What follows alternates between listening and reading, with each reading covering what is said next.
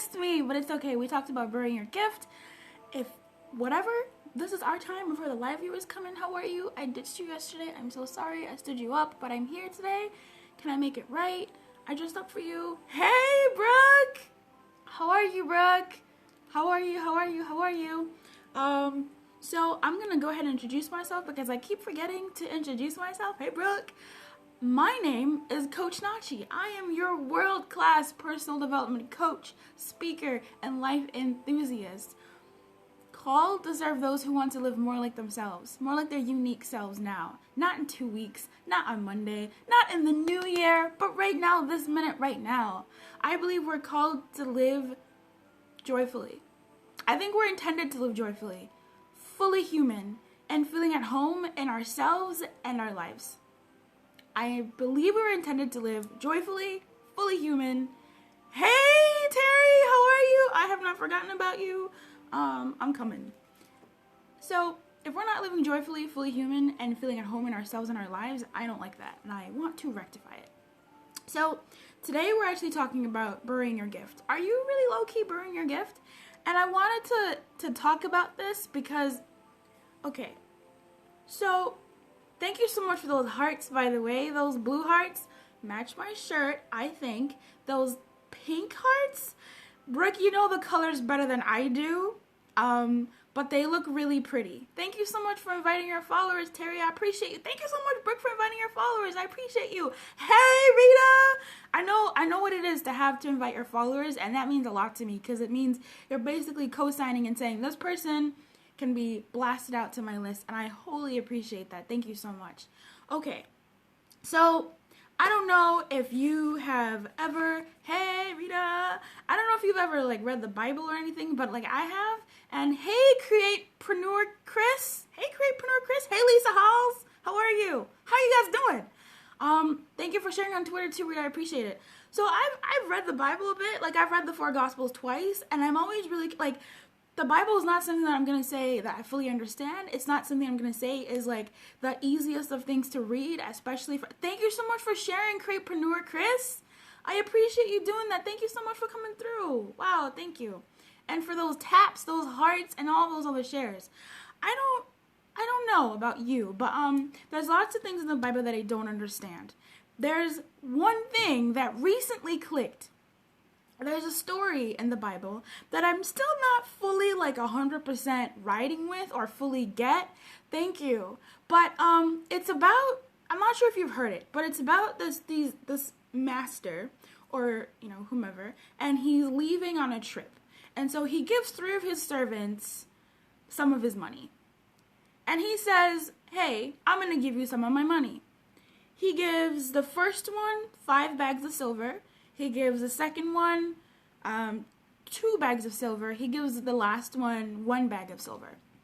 And he's like, "I'm going to be back. See y'all soon. You don't know when I'm coming back. It's whatever." So, welcome to everybody who's coming in. World-class coach, personal development speaker. Wow. World-class coach, personal development coach, speaker, and life enthusiast, Nachi, called to serve you. So, he leaves. The guy who got 5 bags of silver goes out and invests it and uses that money to move himself forward or whatever, and he makes 5 more bags of silver. Cool. The guy with 2 bags of silver have you guys heard this story before? Let me know if you've ever heard it before. Type a 1 if you've heard the story before. Type a 2 if you haven't. You know the story. Yeah. The last one. Okay, cool. So you guys know the story. If you understand it better than I do, thank you. Createpreneur, Brooke, Rita, Naturalist. Yes, thank you so much. Okay, I'm glad I'm not alone. If you guys understood the story from the get-go, then praise to you because I didn't. The last one did not. He straight up, he just buried the money. He's like, "Master," he likes to harvest crops that aren't his. He likes to cultivate crops that aren't his. I'm afraid. I'm scared. I'm going to hide this money so when he comes back, it's intact. And I'm like, okay, that seems pretty fair. Hey, James SC 184930XYZ. The master comes back unannounced, and the first guy with the 5 bags is like, "Yo, I made 5 more bags. Here's your bags of money." And the master's like, "Yes, get it." And the guy with 2 bags is like, "Yo, I made 2 more bags of money. Here's your 2 bags that you gave me." And the master's like, "Yes, okay, get it." And he goes to the last guy who gives him back his one bag. He's like, yo, master, I know how you are. I know you like to harvest crops and cultivate things that you haven't really like done. So here's your money back. I buried it. I was afraid. Here you go. Thank you for those hearts. I really appreciate it, guys. We're reaching up there in numbers. I appreciate it so much. And the master's like, excuse you? You are so lazy. You didn't even put this money in the bank so we could accrue some sort of interest for me when I came back? Really? Really? You know what? You're out. Let me take that money, and I think the rest of the money that you have, and he gave it to, like, the guy that made 5 bags, so, like, the guy who had 10 bags was over, and he was like, you're out. You're no longer in my employment. Bye. Bye, Felicia. Hey, she did that for you. How are you doing, girl? Reading the story, this is one of those stories that I've always been like, dang. Am I the only one that thought the story was, like, intense? Like, that outcome was extreme? Can you let me know? Because even still, like, rereading the story, I was like, oh, wow. Like, this guy was just afraid. He was afraid. Who's not going? Who do we know? I didn't. Please tell me more, Brooke. Tell me more. Because I was really like, for the longest time, I was like, wow, that was harsh. The dude was afraid. He was scared. And then recently, in the past couple of days, it hit me. It's not so much if you change the meaning about money, if you change it to your gift, the light, the talents, the resource, who needs someone on their team unwilling to take risks? Oh. Okay, Brooke, I see you. I see you. I see you. Fear will hold us back from becoming a high achiever. Boom. I got some smart ladies in this room. I'm smart people in this room. Hey, amen. Yes, she did that for you. How are you doing? So, I recently kind of realized that if you change out the money for the gift, like, thanks, James, amen, right? When you change out the money for the gift that you have inside of you, are you going out there and putting it out there? If you don't take risk, you can't get to the next level. No, you really can't. You really can't. And it's really funny that the guy who made 5 bags took risks worth 5 bags worth and got 5 bags back. It's funny how the guy who did 2 got 2 bags back. Now, they worked for the same guy. Why is it that why is it that they matched what they had? That's an interesting thing I really want to look at. But what I really wanted to like press on is, are you burying your gift? Are you so afraid of what could happen? Like some ominous thing that could happen if you use your gift, if you dare put it out there, if you dare try. Like, this man straight up, I'm assuming they're men. Not being sexist. But the Bible typically just talks about men, so I'm assuming they're men. This man straight up went and buried his gift. He buried his gift. He buried this thing that he could have multiplied. Even if he had come back with 1 more. This guy did 2 and he came back with 2 more. This guy did 5 and he came back with 5 more. Are you burying your gifts? If so, stop it. Don't do that. Why are you doing that? You have a gift. You gotta nurture it. And at least the master comes back and didn't even try. Didn't even try. He was so afraid. And there are many of us who are so afraid of daring to put ourselves out there. Many of us who are just so scared of even trying to venture into trying to do something for our gifts. Now, if you treat your gift like a 1 coin, you're going to get back a 1 coin. Directly, hey, Satin Slave, how you doing? If those of you who run a business, mine used to be buried due to the nature of it. I get that. Rita talks about surviving from and coming through the light at the end of the tunnel from sexual abuse and other abuse, and she's a really amazing source if that's something that could interest someone you know. Hey Mai, hey Mai, hey Mai, hey Mai. If that's something for someone that you know, or if it's something that resonates with yourself. So Rita throw up some emojis. Surviving abuse and the light at the end of the tunnel and how to continue loving yourself through that. It's super important work. So Fear can be a problem that can hinder your progress. Exactly, James. Come through. Hi, James. Yes. I think we're all guilty at some point. No, exactly. That's Rita. Thanks, beautiful. I think you're so right, Brooke. I think you're so right. I think it takes stages. It's just this guy kept his gift buried for X amount of time that the master was gone. Right? We don't know if the guy with the 5 coins buried 1 coin here, 1 coin there, and then was like, okay, I have some coins in the reserve, let me do this. It's almost like when you're starting your own business, right? That's the easiest thing I can kind of use to relate this to. When you're starting your own business, if you invest a little, you're gonna get back the amount that you invested. If you're investing thousands, what you're going to get back is potentially going to be matching that or greater. So the amount of investment that you put in, expect that kind of to come back out. This guy buried his thing, so of course he didn't even do anything with it. The master says, if you would at least put it in the bank, if you would at least put it in someone else's hands who could handle it for me, then at least I could have made a little something, but I almost swore, your butt just buried the stuff in the sand. What is that doing for anybody? Nothing. So while we are all guilty of this, 100%, Brooke, that's so real. While we're all for sure guilty of burying our gifts, I would argue that the people in this room right now have done the 5 golds, have done the 10 golds, have done more than that third guy who just buried his thing. At least we're trying. The simple fact that you all are on Periscope, I've seen you in people's scopes trying to hone your craft. I have been in your scopes, giving your message and giving your gifts and sharing your gifts, talking about things that are really hard and things that you could be potentially shunned for, or even things that you're afraid to share because you don't want someone to steal what you have. You're still trying, like we still try. So even when it comes to burying your gift, I would challenge anybody to really consider whether or not they're burying their gift for real, or if they're pausing for 2 seconds before they start moving forward. So that's really what I wanted to talk about today, that story, and how I just recently, like in the past 5 days, it hit home and I was like, yo, he buried his gift. I get it. That's not okay. That's not okay. Do it scared sometimes. Do it scared all the time, right? Exactly what Brooke said. Do it scared sometimes.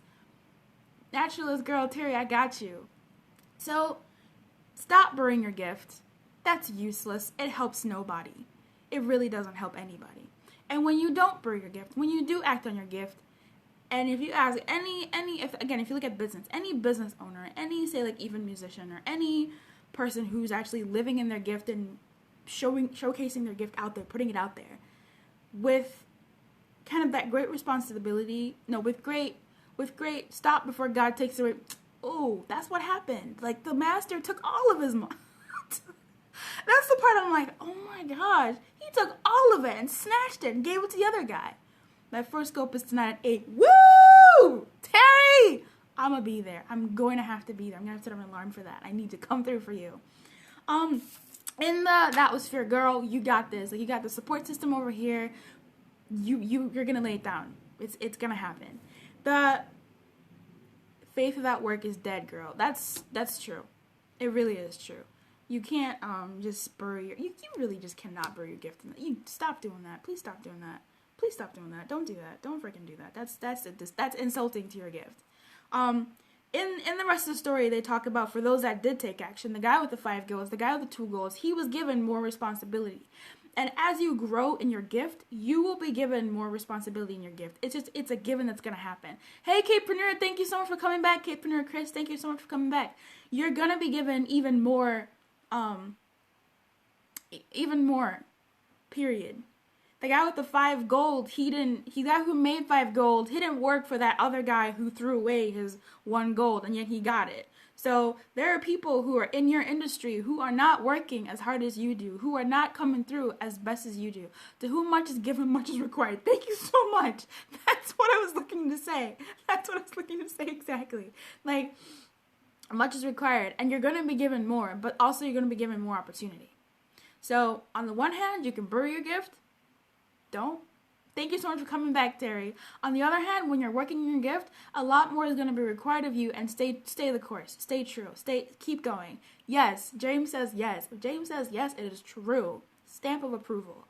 So that's really what I have for you today. I really just wanted to remind you all not to bury your gift. It helps nobody when you bury your gift. It does not help you, and you can't it's my mission, it's my goal that before we leave this earth, we deposit our gifts. I know of people who have taken their lives away, and with them, they've taken their gifts with them. And that's what started Live Like You Now. I'm not about that. I said, no, I'm done. I'm not trying to let people who I care about, people who have gifts inside them, continue to leave this earth. Hey, Gary! People who have gifts inside of them to leave this earth with their gifts in them. Don't bury your gifts. At least, take baby steps to deposit your gift in this world. Thank you. Thank you, Brooke. I appreciate that. Great scope. Thank you. Hi, Gary! So that's it. That's what thank you so much, Rita. That's what I wanted to share with you. My revelation that I get what the story means now. Are there parts of it that I'm still like, oh, dang. I mean, Brooke gets it. Brooke is like, no, you're out. You're chucked. But I'm just like, dang, that's harsh. But if that's your gift and you're throwing it away, I don't know what we can do with you. I think the master just probably didn't want to pour further into this person anymore. My Gary, he just probably didn't want to pour into this servant anymore. And I get that. If I relate it to that, no longer wanting to, he won't, hopefully he won't break. He's in the land of weeping and the gnashing of teeth. That always rubs me the wrong way. Oh my goodness. But anyway, scope is done. Thank you for coming through. I am sorry I stood you up yesterday. I had to handle some of my own personal business, but I am back.